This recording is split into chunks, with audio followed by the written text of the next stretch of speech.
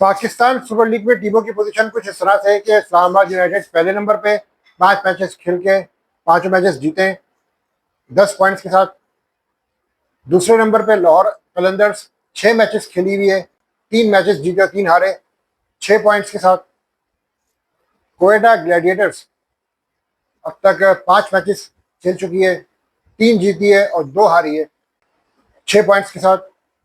और कराची किंग्स चौथे नंबर पे 6 मैचेस खेले, 3 जीते और 3 हारे, 6 पॉइंट्स के साथ। इसके अलावा पेशावर जल्मी 6 मैचेस खेली हुई है, 2 जीती है और 4 मैचेस में उनको शिकस्त का सामना करना पड़ा है, 4 पॉइंट्स के साथ। 5वें नंबर पे और मुल्तान सुल्तान 6 मैचेस खेलकर 5 में नाकामी का सामना करना पड़ा और 1 मैच उन्होंने जीता है, 2 पॉइंट्स के साथ। मुल्तान सुल्तान का आज मैच है कोयटा ग्लैडिएटर्स के साथ।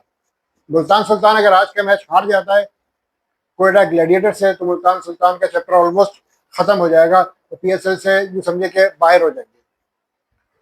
कोयटा ग्लैडिएटर्स के पास सुनहरी मौका है कि अगर वो आउट ऑफ 5 3 मैचेस भी अगर जीतते हैं मिनिमम, तो उनके प्लेऑफ्स में खेलने के काफ़ी हद तक इम्कान बढ़ जाएंगे। मैंने पहले भी अर्ज किया था कि जो टीम आइंदा आने वाले मैचेस जीतती जाएगी उनकी पोजीशन मुस्तहकम मजीद होती जाएगी, और जो टीम हारती जाएगी उनका लेवल नीचे आता जाएगा, फिर उनके प्ले ऑफ में क्वालिफाई करने के चांसेस बहुत कम रह जाएंगे। तो कोयटा ग्लैडिएटर को आज का मैच जीतना बहुत ज़रूरी है अपनी पोजीशन को मजीद मुस्तहकम करने के लिए।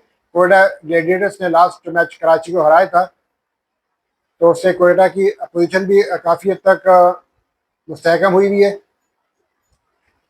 और जहाँ तक पेशावर जल्दी की बात है, पेशावर जल्दी को आइंदा आने वाले जो 4 मैचेस हैं वो मुसलसल जीतने होंगे। 4 मैचेस पेशावर जल्दी मुसलसल अगर जीतेगी तो पेशावर जल्दी के भी फिर चांसेस बढ़ जाएंगे प्ले ऑफ्स में क्वालिफाई करने के। अब कोई टीम हार अफोर्ड नहीं कर सकती, ये मैं आपको बिल्कुल क्लियर बता दूं। मुल्तान सुल्तान का तो चैप्टर मुझे ऑलमोस्ट क्लोज होता हुआ नजर आ रहा है, क्योंकि उनकी पोजीशन बहुत खराब हो चुकी है। आज उनका मैच क्यों समझे कि डू और डाई वाला है। अगर आज का मैच हार गए मुल्तान तो फिर गए। पेशावर को जैसे मैंने अर्ज किया कि जीतने लाजिम है, बाकी आइंदा आने वाले मैचेस। पीएसएल के हवाले से अगर हम बात करें तो मुझे कोई बैटर अगर हम देखें पाकिस्तान के तरफ से बैट्समैन, कोई बैट्समैन नजर नहीं आ रहा। बॉलर तो सामने आ गए, अली रजा सामने आए हैं जिसका काफ़ी चर्चा है इस वक्त। अंडर-19 में उसने ज़बरदस्त परफॉर्मेंसेस दी है पाकिस्तान की तरफ से, और पीएसएल में भी उसने शुरू के 2 मैचेस काफ़ी ख़राब किए उसके बाद, लेकिन अली रजा ने काफ़ी बेहतरीन बॉलिंग का मुजाहरा किया है।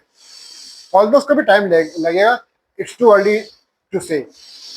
एक टूर्नामेंट से आप किसी की परफॉर्मेंस को जज नहीं कर सकते, और आप ये नहीं कह सकते यार कि ये प्लेयर जो है इसको पाकिस्तान टीम में ले लेना चाहिए, ऐसा नहीं है। कम से कम 2 टूर्नामेंट्स में अगर वो कंसिस्टेंट परफॉर्मेंस दे तो फिर बात बनती है।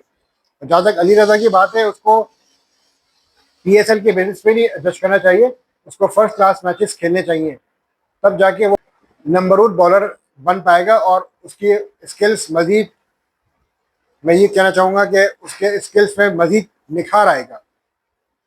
और क्योंकि रेड बॉल क्रिकेट ही असल क्रिकेट है जो कि प्लेयर के स्किल्स को निखारती है। जहाँ तक बैट्समैनों की बात है तो यहाँ पे मुझे बड़ा मायूस किया है पीएसएल ने। मैं इस मौके पर बरी ज़िम्मा ठहराऊंगा मोहम्मद रिजवान, बाबर आजम, शादाब खान और सऊद शकील को, क्योंकि उन्होंने जूनियर्स को, जो यंगस्टर्स है, उनको ऊपर आने नहीं दिया। कोयटा ग्लैडिएटर्स की अगर मैं बात करूँ, सऊद शकील ओपन कर रहे हैं, हालांकि Saud Shakeel is a middle order batsman, is a test player, लेकिन वो पीएसएल में या तो अपनी टीम की तरफ से खेलते ही नहीं थे, उनको बाहर बिठाया जाता था। जब वो आए तो एज ए कैप्टन आ गए। ये एक बहुत बड़ा जो कि मैं कहना चाहूँगा कि अलमिया है पाकिस्तान क्रिकेट का कि या तो वो प्लेयर टीम में होता ही नहीं है, लेकिन जब वो टीम में आता है तो एज ए कैप्टन आ जाता है। ये रिवायत है पाकिस्तान क्रिकेट की, जो कि PSL में भी आपको इसकी कड़ियाँ नजर आ रही हैं। क्वेटा की टीम अगर हम बात करें तो ख्वाजा नाफे है उनकी टीम में, जो कि ऊपर खेलते हैं, ऊपर के नंबरों में। लास्ट सीजन में वो नंबर 3 पर खेले थे, इस बार उनको कम से कम नंबर 3 पे खिलाना चाहिए था। खुशहाल मेंडिस से ओपन करवाते फिन एलन के साथ, और ख्वाजा नाफे को 3 पे लेके आते, सऊद शकील 4 पर आकर खेलते। देखें, मिडिल ऑर्डर अभी भी वीक है मोस्ट ऑफ द टीम्स का। अगर मैं PSL की टीमों का ये मवाजना करूं उनकी बैटिंग की कारकर्दगी के हवाले से, जिस तरह के बाबर की बात करें, पेशावर ज़ल्मी में बाबर नंबर 3 पर आकर खेले और हारिस को ओपन कराया, वो हारिस को चौथे नंबर पर खिला रहे हैं।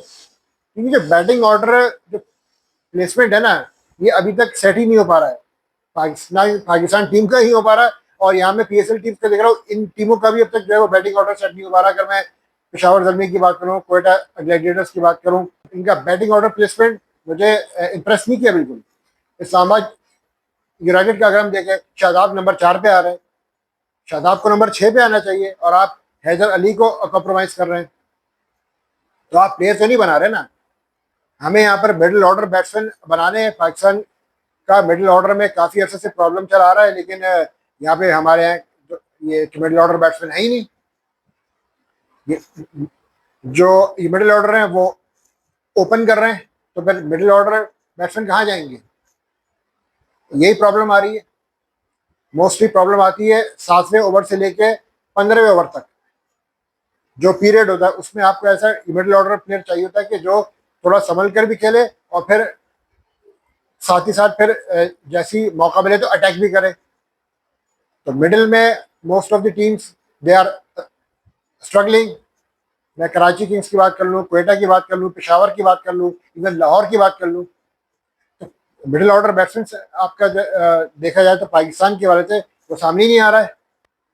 बॉलर्स तो पाकिस्तान को मिल जाते हैं, लेकिन